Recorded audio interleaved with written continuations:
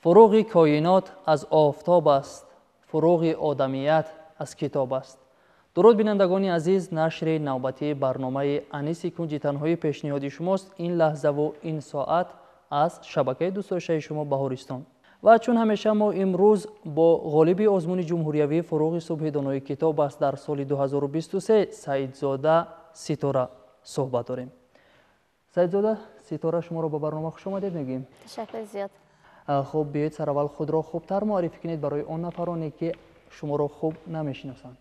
من سعیدزاده ستاره، خواننده صنف نهم مؤسسه تحصیلات میانه عمومی 66، اینچنین تعلیم گیرنده مرکز کودکان و نورسان شهر دوشنبه می باشم. آفرین، احسن به شما. خب غالبیت در دور نهایی آزمون جمهوریوی فروغ صبح دانای کتاب است در سال 2023 به شما مبارک باشد. تشکر زیاد. خب اکنون چون شما از روی نمینه خواندن و زیاد کردن آثار ادیبان بچگانه در این آزمون اشتراک نمودید، بگویید که اشتراک شما در سال 2023 در این آزمون چگونه بود؟ چه مشکلی ها را پس سر نمودید تا به این روز، یعنی به این موفقیت برسید؟ اول من 4 سال است که در این آزمون جمهوریوی فروغ صبح دانایی اشتراک می‌ورزم. 3 سال اول در دور جمهوریوی آن اشتراک نموده سزاوار جای افتخاری گشتم. ولی در آن سالها تیاری من آنقدر جدی نبود. سال 2023 سال خیلی بهترین در نظر من بود که اینچنین غالبیت را نیز به دست آوردم. تیاری هم نیز جدی بود که به این جایزه نائل گردم. آفرین، احسن. یعنی به هر کاری که همت بسته گردد، اگر خار بود گل دسته گردد. پس همه اون نفرانی که عین حال ما رو تماشا دارن بسیار میخواهند که از زبان شما یک شعری شنوند. بیاید در آغاز برنامه بهرشان یک شعری زیبایی البته بچگانه قرائت کنید. گلهای وطن ماییم، سیمای وطن ماییم، دنیای وطن ماییم، فردای وطن ماییم.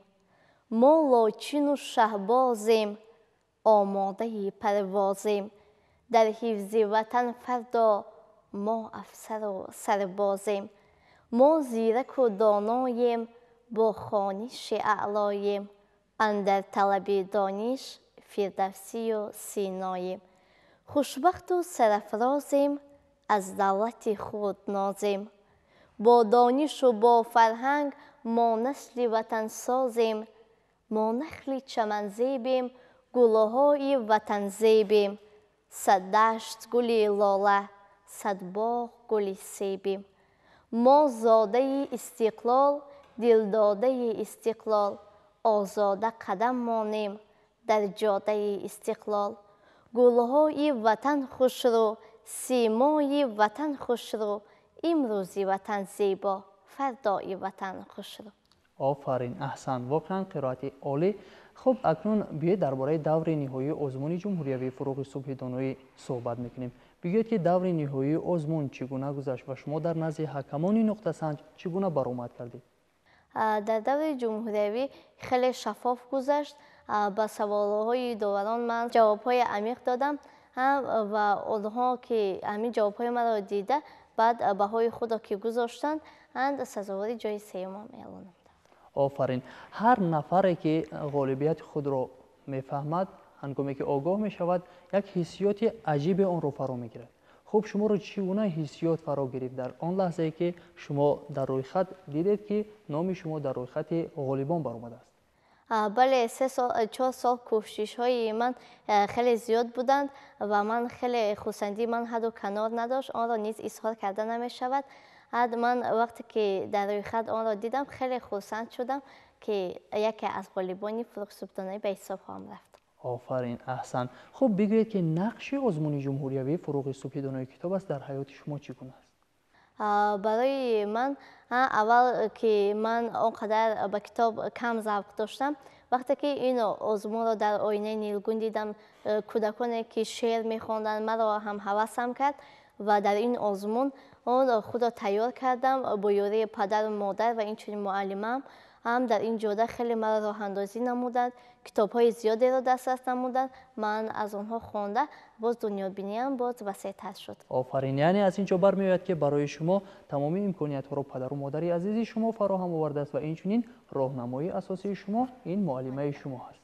خب پس این لحظه شما فرصت دارید که برای معلمه عزیزتون شعری قرائت کنید و سخنی داشته باشید برای معلمه عزیزتون پیشنهاد کنید. معلم عزیز من این سلیم و گلناره می باشد که در مرکز کودکان و نوستان شهر دوشنبه درس می دهد. 3 سال اول که من حالا در آنجا تحصیل نمودم آنقدر ترسم را اداره کرده نمیتوانستم، هیجانم را نیست.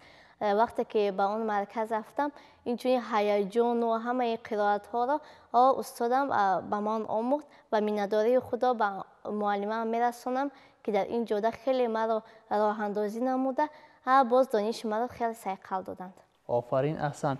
خب پس این لحظه فکر میکنم که پدر و مادری عزیزی شما و تمام عائله شما ما رو با یک شوق و ذوق زیاد تماشا دارن.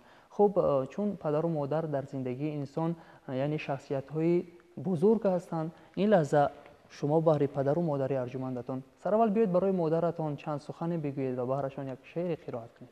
شعر در وصف مادر. در میان باغ حوله پدر مادرم گشنیز و ریحان می کند.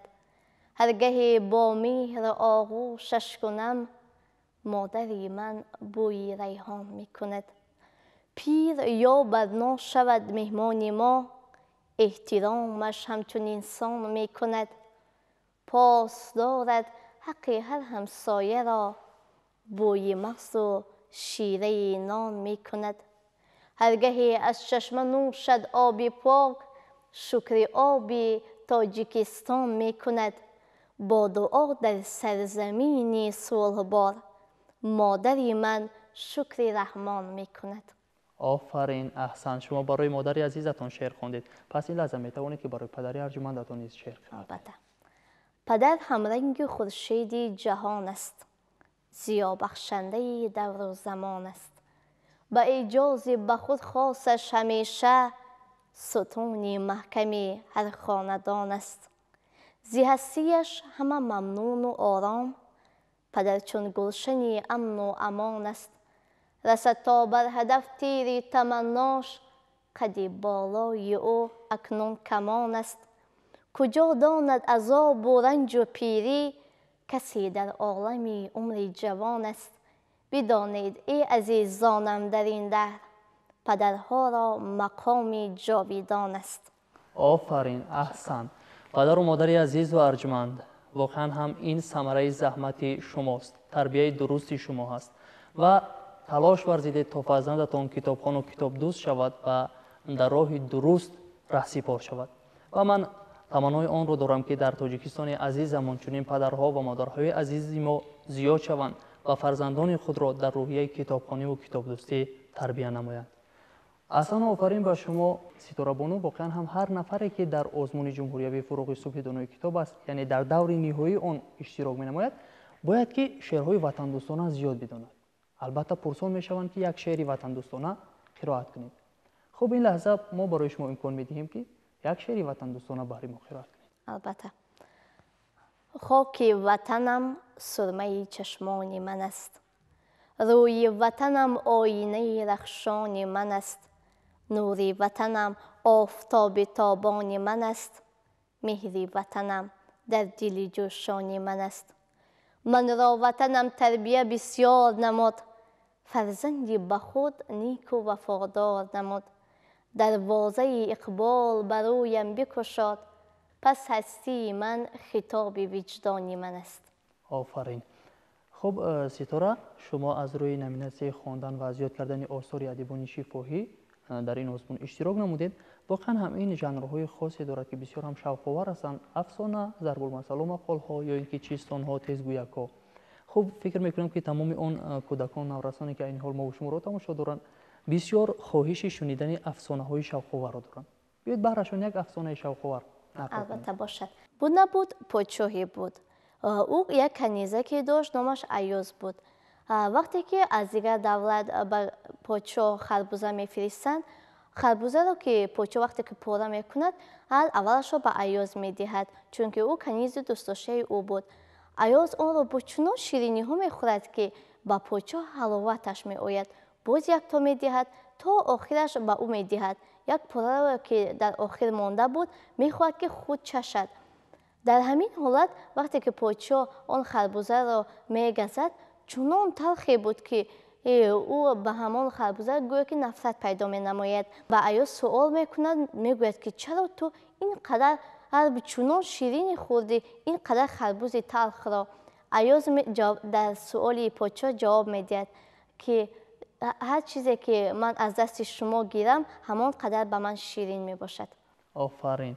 بله، واقعا هم گرچندی که آن خربوزه شیرین نبود، لیکن این نفر که غلام آن نفر بود یا که در زیر دست پادشاه بود آن را شیرین وانمود کرد و آن را با لذت خورد. البته چون غالیب برآمده در این آزمون، در آینده چی نقشه ها دارید؟